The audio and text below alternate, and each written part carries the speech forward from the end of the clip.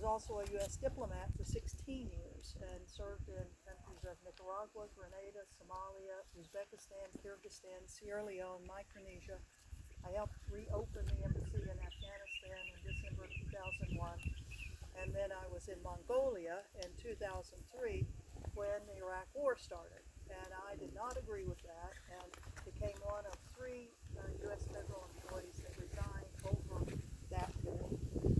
Since then, for the last 16 years then, I've been speaking about my concerns of U.S. foreign policy and coming from the perspective of someone that served in the government virtually all my adult life. So I've been involved in a lot of things and am very frank about the need for our country, the United States, to do better and not to cause so many wars around the world. And that's why it's so important, I think, that we are here today, that we see that here on Oahu, which is one of the most militarized islands in the whole world, with 4 major military bases right here just on this island. And then you look to the Big Island and you have the largest U.S. military training base in the world is located on the Big Island between the two very sacred places of Makua and Makaloa. But that whole valley in through there is one of the most heavily bombed areas in the United States and maybe the world. We have B-52 bombers that fly all the way from Whiteman Air Base in Missouri to drop bombs in Wakaloa and then head back to Missouri. We have the same thing from Guam, that the bombers fly over, drop things on Hawaii. And when you think of what this valley means and how many years it was used as a bombing site, it's something that we as citizens need to challenge our government on. Having been in the military for so long, I understand the need for training. It's important, but we also need to think about how much of our money is spent on what they call defense. But when you really look at all the aspects of it, some estimates are that half of our U.S. Government budget is on military-related things.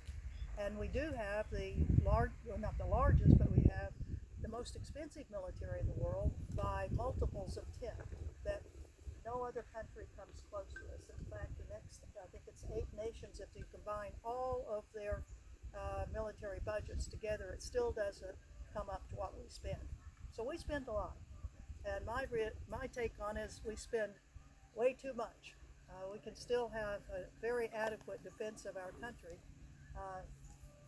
And particularly if you say we don't have to be making wars on all sorts of people all over the world.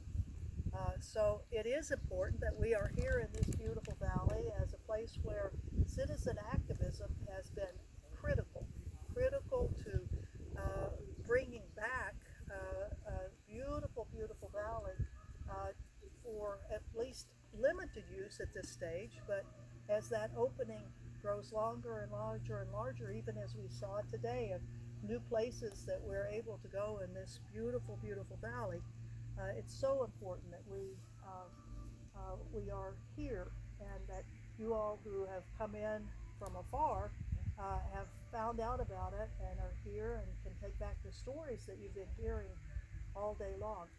I'm very honored to be able to live here in Hawaii, although I do a lot of traveling, a lot of speaking all over the world on the issues of U.S. foreign policies. And so one of the issues that we're talking about these days are the whole issue of $1.5 trillion that the United States has as part of its nuclear weapons upgrade.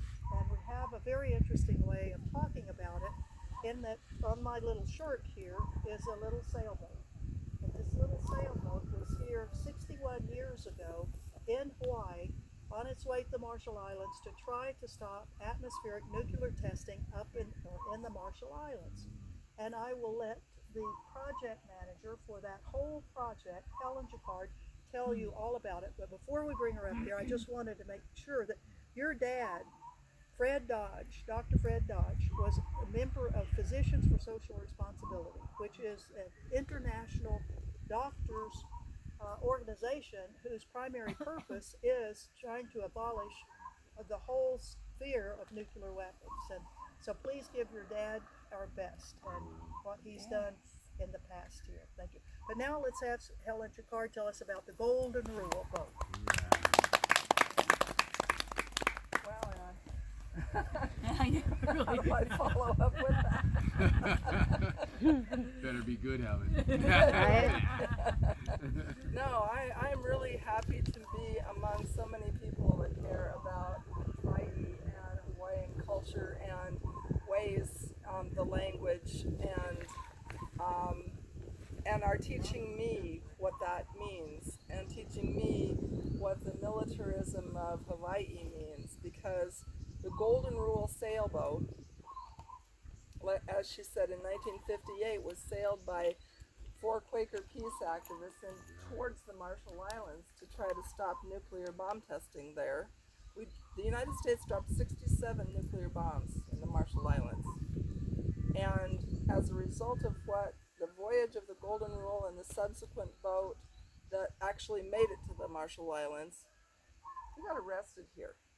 The crew of the Golden Rule got arrested and stopped. But another boat did make it into the Marshall Islands. Ultimately, that action helped bring about enough public fury and outcry against these nuclear bombs being dropped, in various places around the world, that the Limited Nuclear Test Ban Treaty of 1963 got signed by the U.S., the USSR, and the UK. So eventually, Golden Rule sank and was restored in Northern California from 2010 to 2015. And we've been sailing the west coast of the United States up until 11th of July this year. The boat and its 4 crew members headed out from San Diego, and they made it to Hilo July 31st. So it was a 20-day voyage. They made it safely. But I tell you, the thing that changed the sailors, who had originally just been looking to sail because they like to sail, was the protocol. When Kealoha Pisciota, is that her name? And Desmond and Ruth Aloha came and led the protocol, and we talked about, why are we here? Why is the Golden Rule here? Who are we? And do we have permission to be in your land? Basically was the question. And the response and the tears and the welcome from the Hawaii State Legislature even changed the sailors. And as it did again for the crew that sailed from Hilo to Ma'alaia Harbor in Maui. They were just sailors, and now they're not. Now they know about this cause, and it's touched their hearts and changed them. As it did me in June of 2015 when I became a part of the first crew of the Golden Rule after the rebuild. So we're here to challenge excess militarism and challenge nuclear madness in the Pacific. So, I'm really interested in seeing places like this and writing articles and bringing the message to new audiences that you may not all have reached yet. Basically, it's the mainland peace and justice and anti-nuclear communities that need to know what's been going on here in Hawaii. And that's the way we want to do things also. We want to go to the Marshall Islands, where the boat was first headed, on to Guam, which is heavily militarized, then on to Okinawa, where a big military base is being constructed that could easily spell the end of the dugong sea mammal, similar to the manatee. And then we want to be in Japan for the 75th anniversary of the dropping of the bombs on Hiroshima and Nagasaki in August of 2020. So we have an ambitious goal. Where's the boat now? Thank you, Anne. The boat's in Alawai Harbor, slip 638. And I can pass around if you would like to take one or take a picture of one. We're inviting you to an event November 11th, which you guys might call Veterans Day. We call it Armistice Day and Veterans for Peace. And this is a nice potluck benefit for the boat, but I also want to tell you about, because it's not on this flyer, the day before that, November 10th, Lynette Cruz has helped us arrange for an event with a good friend of mine, Linda Williams, who's coming to talk about missile radar defense, and then I'll talk about the Golden Rule also, and that's November 10th, 6:30 to 8:30 p.m. at 6. I think it's 6 o'clock. 6 to 9, the whole 3 hours. Okay, because we're gonna serve you food. At the Nanai Kapono Elementary School. Naina Kapono Elementary School cafeteria. So I hope that you can come to that. It's sponsored by Malama Makua, by the way. Oh, thank Yeah. you. Yeah, Lynette's been the major organizer for this event, so if you're in contact with her then and you forget what I just said, then ask Lynette and come see us and come here to talk about the missile radar defense. Huge system that's apparently going up. Yeah. Okay, thank you very much. You're welcome. Thank you, man. I'm looking over at Vince because I wanted Vince to introduce Carla and maybe ask our visitors from afar, talk about the struggle going on in Chile. Vince will introduce you. Won't you? Yeah, she said I'm going to introduce you. Anybody wants Yeah. to take a picture of the November 10th? Okay. Yep. Stand up. Carla, you could stand over there so I can get you. Okay, and you too, Vince. Thanks. This is my dear sister, Carla Gimpel. Using your big voice. My dear sister, Carla Gimpel from Chile. I gotta thank my son and the vegetarians because we met at a vegetarian festival in downtown a few years ago.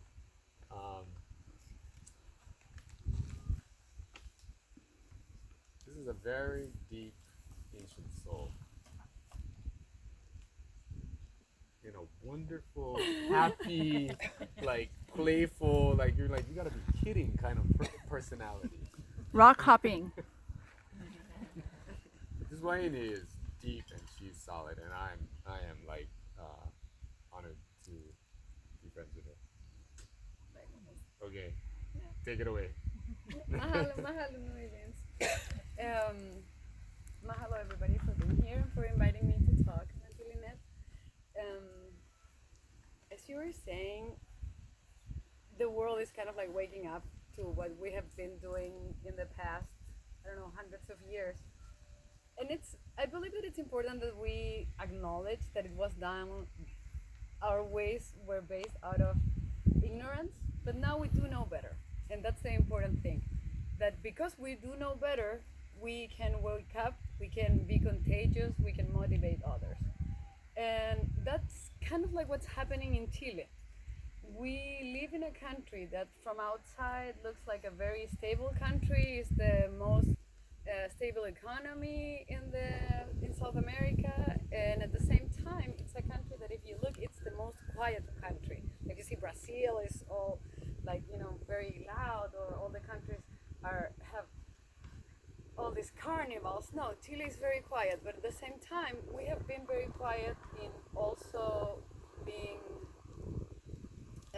kind of like the society has been trained and has been shut down by the militarization of our society. We had like 20 years of a dictatorship, but in the 80s, our indigenous people stopped the Spanish conquistadors, like, I don't know, in 18 something. So our country has only been a republic 100 and something years, which means that our indigenous people is still kind of like at a civil war in the south of Patagonia.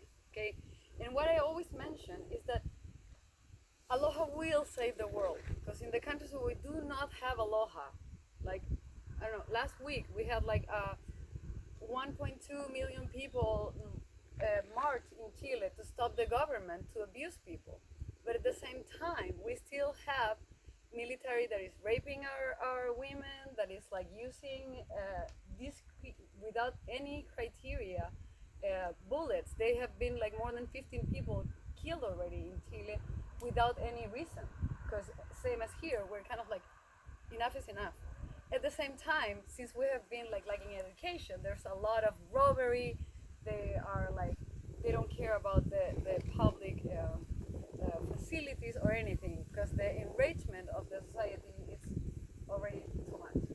So for the past, I think like 2 weeks or so, Chile and the president didn't find any best solution that put the military out on the streets again, which for us is horrifying, because when I grew up, there was still like open scars of the 70s when our entire country was taken over by the dictatorship. We lived in a place where you could not leave your house after 9 because you could get like prisoner by the military and disappear.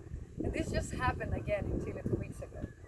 And it happens in front of everybody's eyes. And now it's kind of like, well, we can't do what we did 30 years ago. So what do we do now? We can't shut the people. We can make them not communicate because we have now social media. We have like other ways to stay empowered as people, you know. So now the riots in Chile, we've been trying to calm them down, but it's kind of like a very huge accumulation of being mistreated. And if we were talking about it. What is Nate? Nate, you were talking up there in our precious site about the ability of the Hawaiians to question their chiefs when they obviously were misleading their people. We cannot do that, right?